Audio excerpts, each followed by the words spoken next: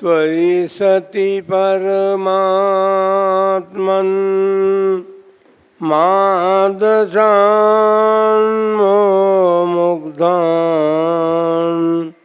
कथमतनुवशत्वान् बुद्धकेशान्यजेयम् सुगतमगधरं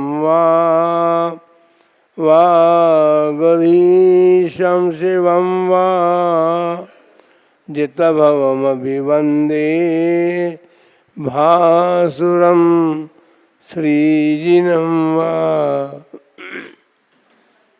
1008 श्री महावीर भगवान की 20वीं सदी के प्रथमाचार्य चारित्र चक्रवर्ती आचार्य श्री शांति सागर जी महाराज की, परम पूज्य आचार्य श्री वीर सागर जी महाराज की, परम पूज्य आचार्य श्री शिव सागर जी महाराज की, परम पूज्य दीक्षा गुरुवर्य आचार्य श्री धर्म सागर जी महाराज की, परम पूज्य आचार्य श्री अजित सागर जी महाराज की, परम पूज्य शिक्षा गुरुवर्य आचार्य कल्प श्री सुध सागर जी महाराज की, श्रीमद् जैन धर्म की।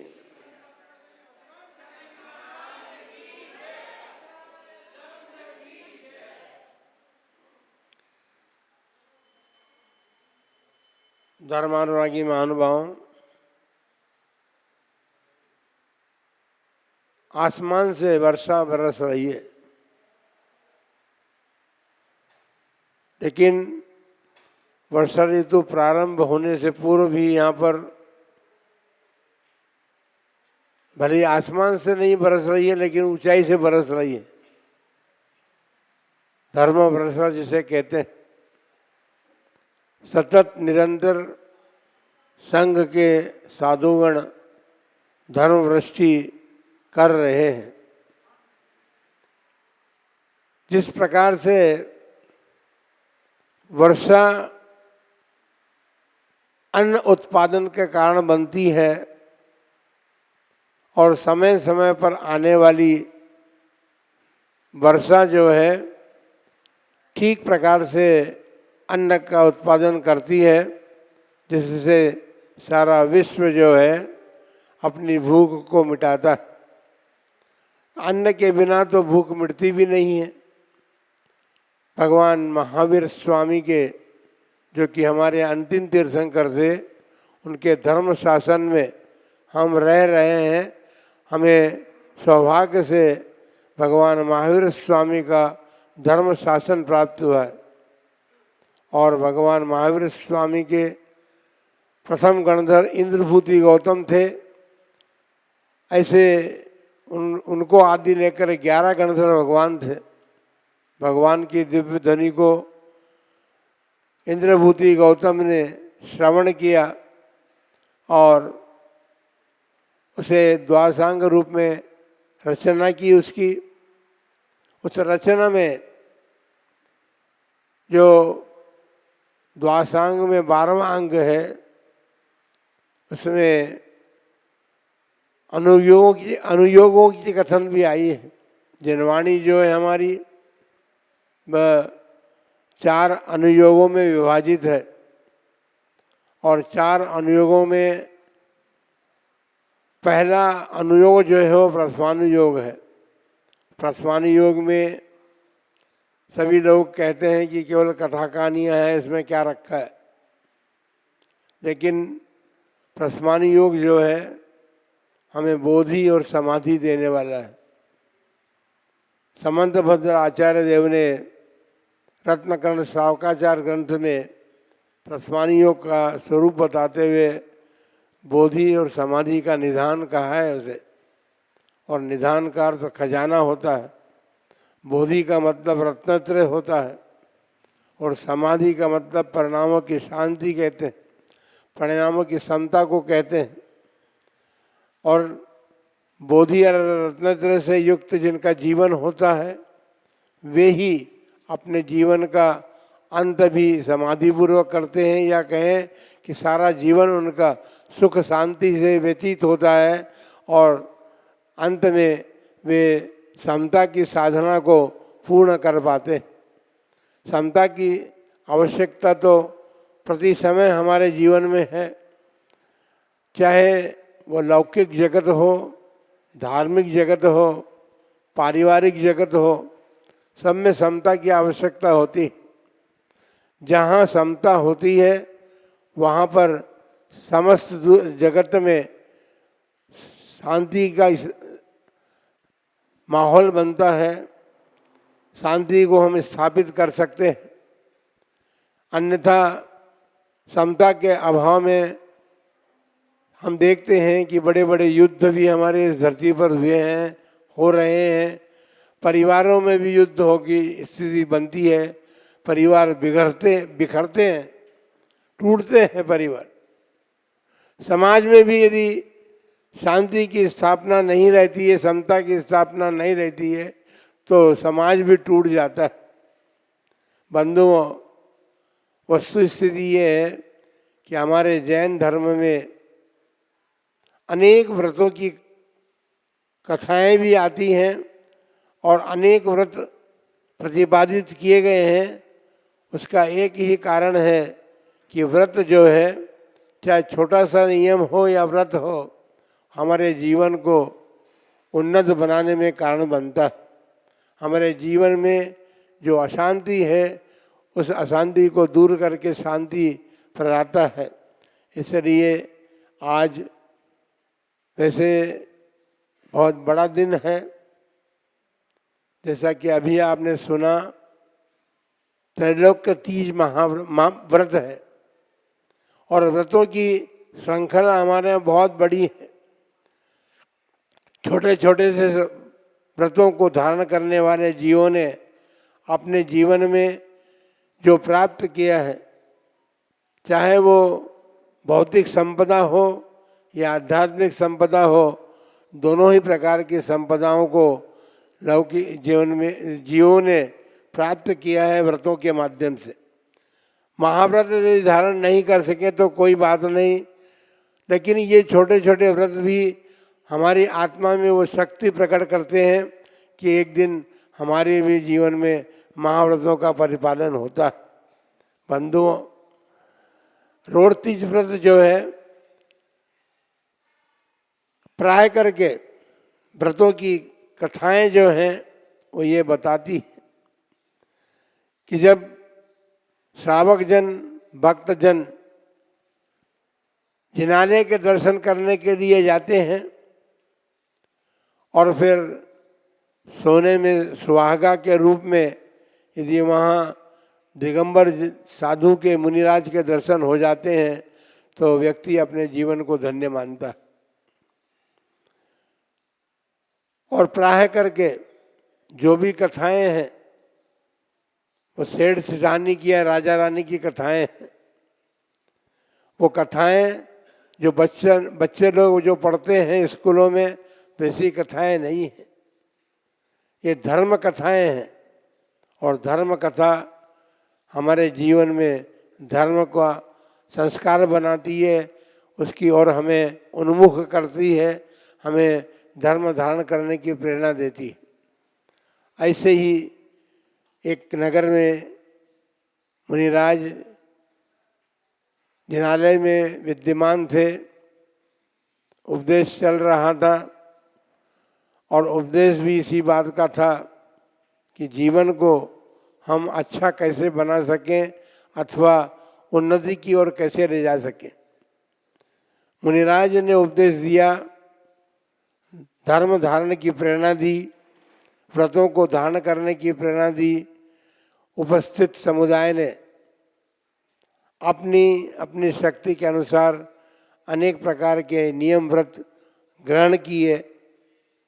उसी धर्म सभा में सेठ सागर दत्त जो थे, उनकी पत्नी ने भी व्रत धारण करने का मन बनाया कि भाई सब लोग ले रहे हैं।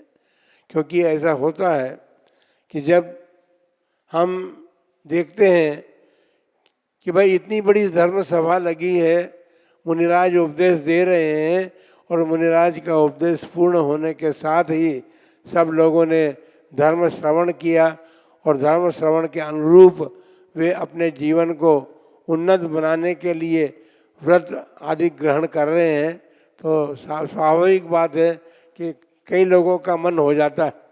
अभी तक तो ऐसा नहीं देखा गया उदयपुर में कि उदयपुर की कथा, उदयपुर में धर्म श्रवण करके लोगों का मन बना हो कि भाई संघ के साधुजन इतने दिन से उपदेश दे रहे हैं तो दे, ऐसी बात तो नहीं है। ठीक है, बहुत अधिक संख्या में नहीं, किंतु थोड़ी थोड़ी संख्या में लोगों ने अवश्य व्रत धारण किए। आज की कथा जो है वो त्रैलोक्य तीज व्रत की कथा है। ये बात अवश्य है कि उससे कुछ खाने का संबंध भी जुड़ गया है। मुनिराज ने कहा था, क्योंकि सेठानी जी ने महाराज से यही कहा था कि महाराज मुझे भी एक छोटा सा व्रत दीजिए, और वो व्रत ऐसा दीजिए जो साल में एक बार आता हो, साल में एक बार आए और उसको भी मैं कुछ खा करके ही ग्रहण कर सकूं। ऐसा जब उसने अपना मानस प्रकट किया तो मुनिराज सेठानी को कहने लगे कि भाई त्रैलोक्य तीज की एक बात यह है कि हमारे यहाँ 3/24 का कथन आता है। 24 की कथा में हमें पूजा का विधान भी दिया, क्योंकि हमारे जितने भी व्रत हैं उन व्रतों के साथ उनकी कथाएं भी पढ़ी जाती हैं और भगवान की पूजाएं भी की जाती हैं। उन पूजाओं में 24 भगवान के इस त्रैलोक्य तीज व्रत में 24 भगवान की पूजा करने का विधान बताया गया है। उसके साथ साथ जब सेठानी ने ये पूछा था कि मैं खा भी सकूं और मेरा उपवास भी हो जाए, व्रत भी हो जाए, तो वर्ष में एक ही बार तो करना है। महाराज ने कहा कि भाई नीरस भोजन करना। नीरस भोजन की जब बात कही जाती है तो सुनकर के लोग का मन जो है एकदम घबरा जाता है कि नीरस भोजन कैसे करेंगे। मुनिराज नीरस भोजन करते हैं, आप जैसा देते हैं वैसा करते हैं, लेकिन कभी संकल्प लेकर के चले जाते हैं तो आपके घरों में जाकर के मुनिराज नीरस भोजन भी करते हैं, नीरस आहार भी करते हैं। बंधुओं, सेठानी जब घर में व्रत लेकर के पहुंची, जैसी महिमा मुनिराज ने उस व्रत को ग्रहण करने की बताई थी, उसने अपने परिवार के लोगों को जाकर के अपने व्रत ग्रहण की बात कही तो परिवार के लोग कहने लगे कि हम तो, हमारे घर में तो सब कुछ है, हम तो कोमल पत्र में रखे हुए बहुत अच्छे चावल और घी शक्कर के साथ खा सकते हैं, और तुम ऐसे व्रत लेकर के आई हो जिसमें कुछ खाने पीने की बात ही नहीं, नीरस भोजन करने की बात है। परिवार के लोगों के द्वारा उस व्रत के संबंध में एक प्रकार से निंदनीय शब्दों का प्रयोग किया गया था, इसलिए सेठानी का मन भी बदल गया। सेठ सागर दत्त जो थे उन्होंने भी अपने परिवार का साथ दिया और सेठानी का मन बदल गया। व्रत के दिन उसने व्रत की निंदा के कारण उस व्रत को छोड़ दिया। अब एक देखिए एक बात कि हमारे धर्म में ये बात बताई गई है, आचार्य प्रवर श्री शांति सागर जी महाराज, जिनका कि हमने समाधि दिवस कल मनाया है और तारीख के हिसाब से आज भी, क्योंकि जिस दिन उन्होंने समाधि प्राप्त की थी उस दिन 18 सितंबर था। ये बात अलग है कि सन 1955 था और आज 2023 है, 2023 का 18 सितंबर आया है। तो बंधुओं, आचार्य महाराज ने अपने जीवन में अनेक व्रत ग्रहण किए थे। उनका कहना था कि छोटा से छोटा नियम भी यदि हम लेते हैं तो उस नियम का पूर्णतया आत्मशक्ति लगा करके परिपालन करना चाहिए। व्रत भंग करना मनुष्य के लिए ठीक नहीं है। तिर्यंच भी जो है वे अनुव्रतों को धारण करते हैं मुनिराजों के उपदेश से, और वे भी अपने जीवन में उन अनुव्रतों का परिपालन करते हैं। पहली बात तो ये है कि मनुष्य जीव जो है वो इतना उदारता नहीं रखता अपने मन में कि व्रतों का परिपालन, जबकि उसके हाथ पांव सब हैं। तिर्यंचों के पास तो कुछ भी नहीं है, लेकिन उन्होंने भी व्रतों को धारण किया है। शास्त्र कहते हैं कि हाथी और सिंह जैसे व्यक्तियों ने भी व्रतों को धारण किया, अनुव्रतों को धारण किया, तो जंगल के पशुओं ने उनके व्रतों का पालन करवाया। जब हाथी तालाब के किनारे जाता, पानी नहीं पीता था, पत्ते उसके घास वगैरह डाला जाता तो वो नहीं खाता था, तो देखा कि भाई ऐसा लगता है कुछ न कुछ इसने व्रत धारण कर रखे। तो फिर पशु उस तालाब में जाते और उस पानी को आड़ोलित कर देते, क्योंकि तिर्यंच पानी छान करके पीना नहीं जानता, कैसे छानेगा वो फिर हाथी का जीव था। लेकिन जब आड़ोलित कर दिया गया तो वो ग्रहण करने योग्य हो गया। वो हाथी उस पानी को पीता था, और जब सूखे पत्ते वन में जो होते थे उनको एकत्रित करके उसके सामने रखा जाता था, तो हाथी वो सूखे पत्तों से अपनी भूख को शांत करता था। हालांकि हाथी जैसा बड़ा शरीर जिसके पास जो धारण किए हुए था, उसके लिए जंगल के सूखे पत्तों का आहार जो है, भोजन जो है, वो इतना भूख को शांत करने में कारण नहीं बन सकता।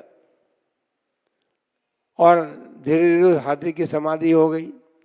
तो हम तो कहा करते हैं, सिंह के लिए कहते हैं कि सिंह भगवान महावीर बना, हाथी भगवान पार्श्वनाथ बना।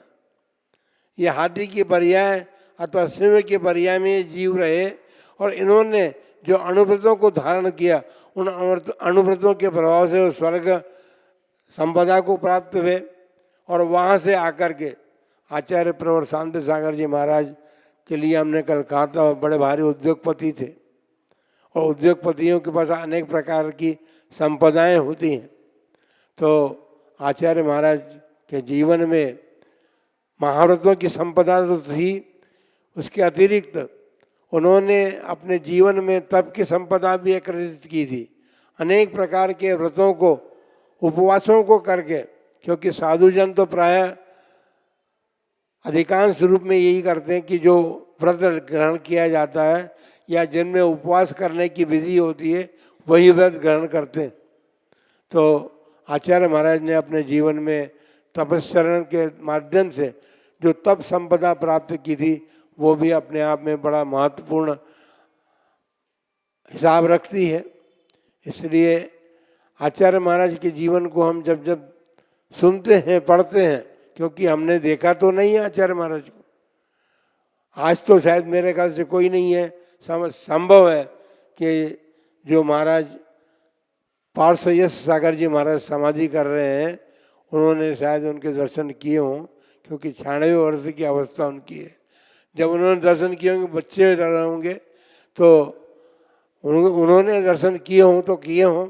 बाकी जो अभी सभा में बैठे लोग हैं, वो कोई भी छाती ठोक करके नहीं कह सकता कि मैं शांति सागर जी महाराज के दर्शन किए। तो इसलिए बंधु, उनके जीवन चरित्र को हम सुनते हैं, पढ़ते हैं कि आचार्य महाराज ने अपने जीवन में किस प्रकार से चारित्र का परिपालन दृढ़तापूर्वक करके और इस समाधि की साधना करके अपने जीवन को धन्य किया था। वो सागर दत्त सेठ की सेठानी ने व्रत छोड़ दिया, और व्रत भंग के कारण और परिवार में जो व्रत के संबंध में बातचीत की गई थी, उसका फल ये मिला कि व्रत भंग जो है था। इसीलिए आचार्य महाराज ने कहा था कि छोटा से छोटा नियम भी यदि हम ले तो हमको उसको भंग नहीं करना चाहिए। उसने भंग कर दिया व्रत, और व्रत भंग करने के बाद उनके घर की स्थिति ये बनी कि दरिद्री हो गए वो। करोड़पति घराना, और जहाँ जहाज, अभी तो वायुयान हो गए हैं, उस समय जलयान थे, जलयानों से व्यापार किया जाता था। और जवाहरात का व्यापार उस जलयान के माध्यम से भेजा जाता। तो जलयान भी जहाँ तक पहुँचे थे वहीं खड़े रह गए पाप के बल से। घर की संपदा भी नष्ट हो गई, और घर की संपदा नष्ट होने के साथ साथ उनके खाने के भी लाले पड़ गए। 16 सदस्यों का एक परिवार था। उन्होंने सोचा भाई अब हम क्या करेंगे, तो उज्जैनी नगर को छोड़ करके उन्होंने देखा कि अपने रिश्तेदार हैं जगह जगह, उनके यहाँ चल के अपने ये दुख के समय निकाल लेंगे।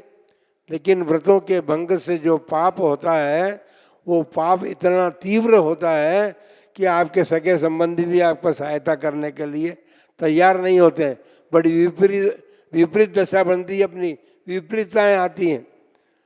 वो जहाँ जहाँ भी गए उनको भोजन नहीं मिला, भूख के मारे परेशान। जहाँ भी गए, साले के यहाँ गए, बेटी के यहाँ गए, किसी ने भी उनकी तरफ वो ध्यान नहीं दिया, या उनके पाप से किन्हीं ने दिया भी तो उनके पाप कर्म की वजह से वो भोजन भी विपरीत बन गए। तो इसलिए व्रतों को भंग लेकर के व्रत भंग करना नहीं चाहिए।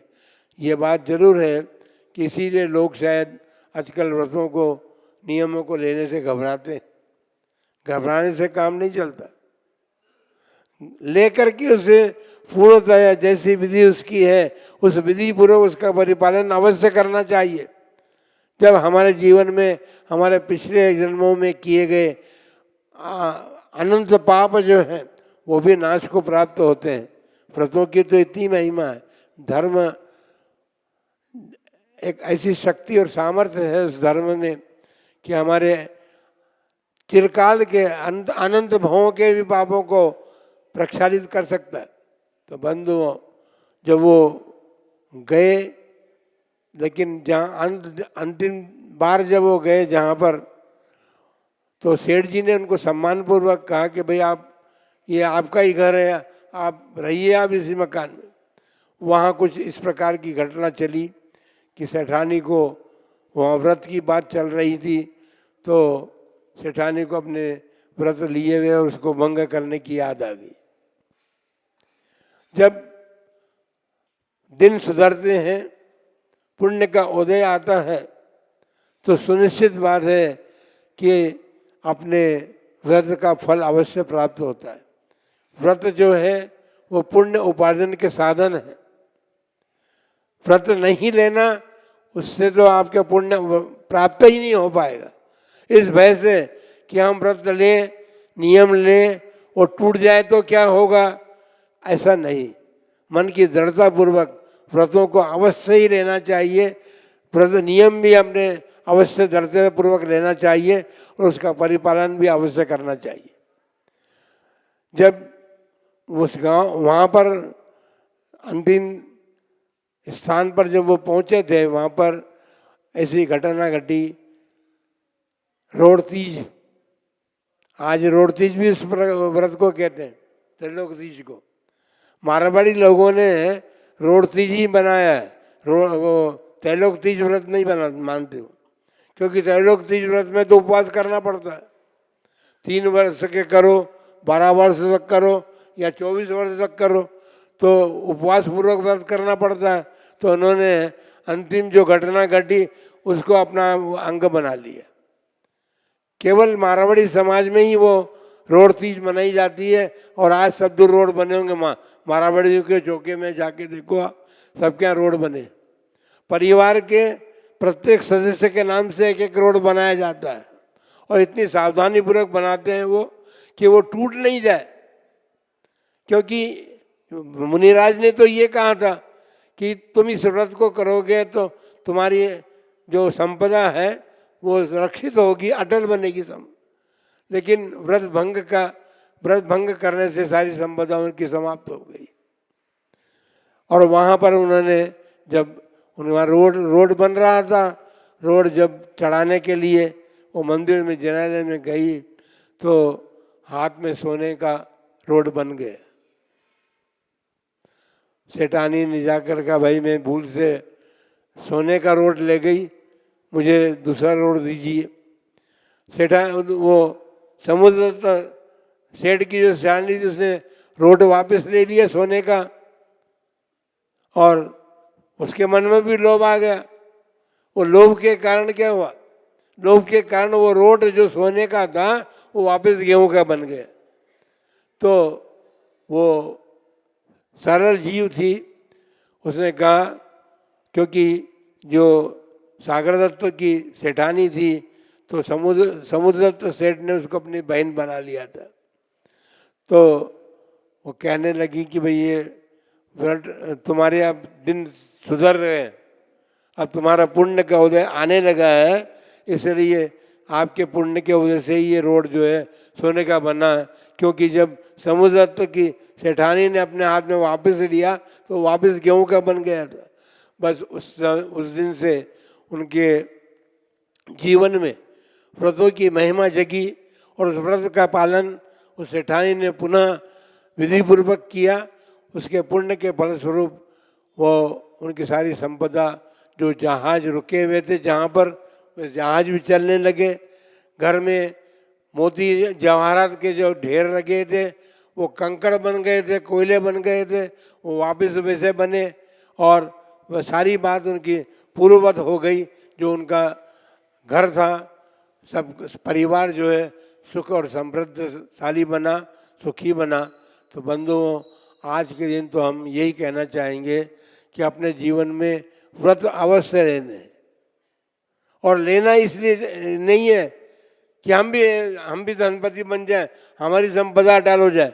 अरे सारी संपदा को क्या करना है, इस संपदा को तो राजा महाराजा चक्रवर्ती भी छोड़ करके चले गए। वस्तु स्थिति तो ये है कि हमारे भीतर एक बहुत बड़ी संपदा विद्यमान है इस शरीर के भीतर में। हमारा शरीर एक मंदिर का रूप है।